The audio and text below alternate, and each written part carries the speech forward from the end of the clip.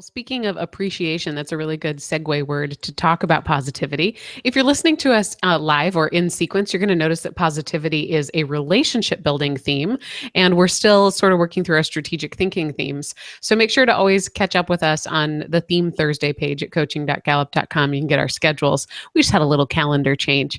But positivity does fall into that realm of relationship building, and it's about celebration. If you open up our companion guide, a few of the things that might stand out in the definition of positivity. They are people who are generous with praise, quick to smile, and always on the lookout for the positive in a situation. Positivity is sort of a magnetic theme as well. It attracts people to you with that kind of enthusiasm about life. It tends to create a contagiousness. If you're someone with positivity, you find ways to make everything more exciting and more vital.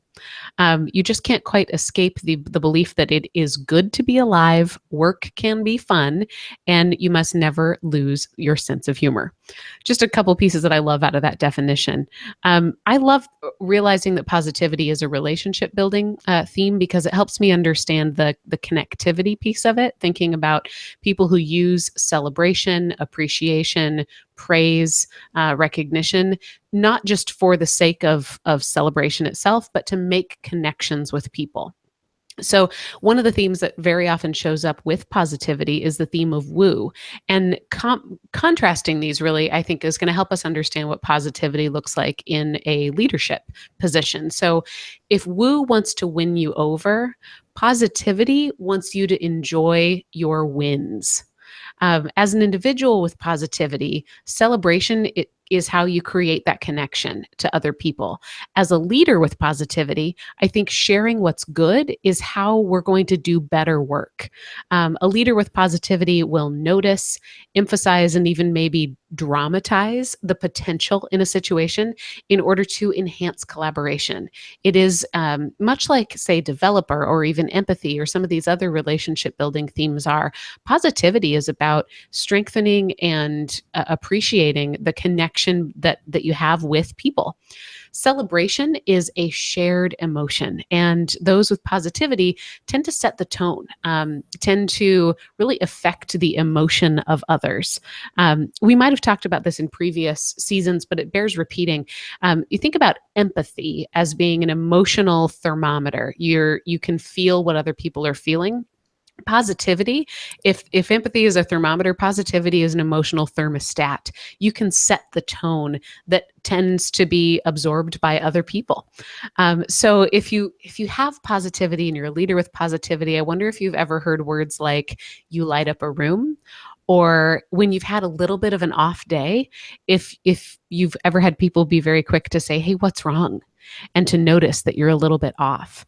Others tend to rely on your energy, whether they know that they're relying on it or not. Spend time investing in what the best way is that you can reveal to people what's great about them.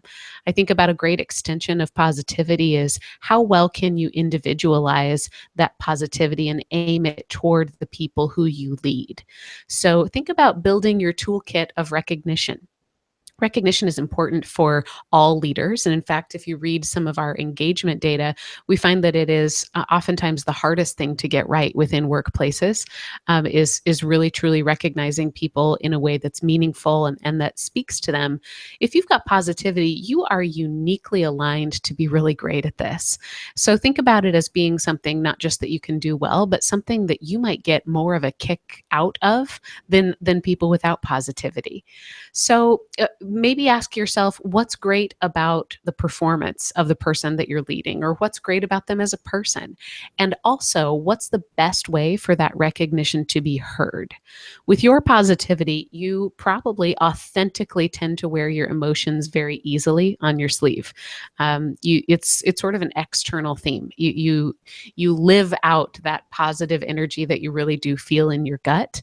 Other people without positivity might have spaces or environments or certain conversations or certain relationships that create differing levels of openness or differing levels of authenticity. So learn what's the best way for some of that recognition to be absorbed by others.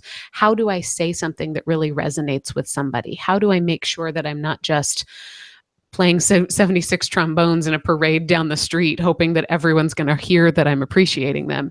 Instead, how do I make sure that it's targeted to the individuals I'm leading in the way that they're going to really hear and understand and appreciate?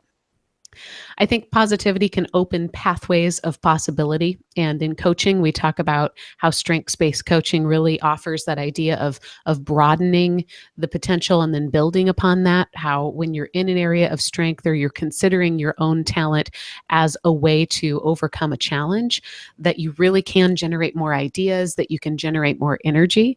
I think positivity can do that for others. Think about helping to point out specific reasons, not just why an initiative is positive, but how we might proceed. So you might think about building the agility of your positivity. And that might mean by learning more about the moving pieces, by understanding industry specific pieces, or even just by knowing, gosh, my team really loves jelly donuts, and so I'm not going to bring them chocolate donuts. It can be sort of, you can definitely run the spectrum in terms of how varied you can get with that.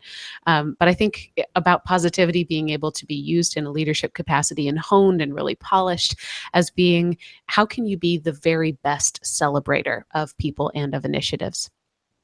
The last piece that I'd like to talk about on the bottom of the front page of your companion guide are those 4 needs of followers. So first up is trust. A leader might use positivity to build trust by keep on keeping on is my answer here. Keep being positive. You may have to demonstrate for folks that this is your natural behavior by being positive over and over again. I remember very early with Gallup, I was in a meeting. In fact, it was probably my first couple weeks at Gallup, because I remember I was in sort of an orientation meeting, and the leader of that meeting was talking about strengths. And she said something to the tune of, we're our most authentic selves when we're true to who we are. And if you try to fake a strength that you don't have, you probably are going to realize it. And then she used me as an example. And she said, for example, when Micah's really positive, we believe it. We understand it, because that's really what her authentic talent is to her core. I do have positivity in my top 5. And I remember feeling, first of all, very seen and noticed and appreciated. But also I realized that, wow, this really isn't something that I can turn off. And so I think you build trust by not turning it off, by thinking about how many different flavors of glass half full do you have? How can you adjust sort of the way that you talk about what's right so that it's adaptable to the right situation? A leader with positivity can show compassion by understanding perhaps how needed you are when other people are not positive. Positivity does probably react with more awareness of the emotion of other people than other themes. And a different way to say that is positivity is more aware of negativity than other themes are. I know in my own life, I find that to be true, and we'll get to talk with our guest leader here in a moment and ask her about that as well. But it can feel like when you are the only positive person in the room, like perhaps you want to retreat or get frustrated. I think it's important to build compassion by realizing that sometimes people really do need your spark, your energy, especially when times are difficult. So don't underestimate the role that you play when other people are experiencing darkness. A leader with positivity can provide stability. Consider confidence being a target that you aim for. You can build individual confidence in others. You can also think about, how do I instill confidence in my organization? I think about that as it's an emotional target. It's probably not something you're necessarily going to measure, although we're Gallup and we'd figure out a way you could. But I think about that as a great target, or how am I doing in building the confidence of the people in my team, building the confidence of the people within perhaps my industry or my organization. And the final piece I have here is around hope. I took this verbatim from Strengths-Based Leadership, which is right here on my desk almost at all times. If you haven't picked that up and looked up your own themes, I highly recommend that you do. We actually go through all 4 of these domains for every single theme. So verbatim from Strengths-Based Leadership on how can a leader with positivity inspire hope? Make everyone's 15 minutes of fame big enough to count and important enough to last. How great is that? It's don't just recognize for the sake of recognition.